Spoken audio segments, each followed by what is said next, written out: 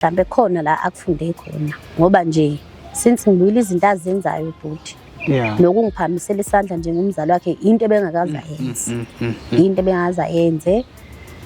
kuningi izinto azenzayo kuningi manje ngiyasaba ukumisa emaphoyiseni ngiyasaba ngiyasaba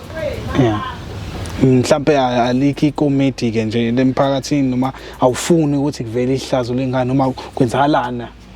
uyasaba ukutshela abanye abantu abaseduze mhlawumbe ukuthi abakhulume naye abantu besilisa ngiyasaba ukutshela abantu besilisa ingakho nje ngize ngabhalela mina ngibona ukuthi ingcono mangabe kuzoba ngcono mabe ngikhuluma nani ngoba abantu mhlawumbe ikomiti lingase limshaye limlimaze yabo kanti nina mhlawumbe ningakwazi ukungisiza sihlalise phansi sikwazi ukukhuluma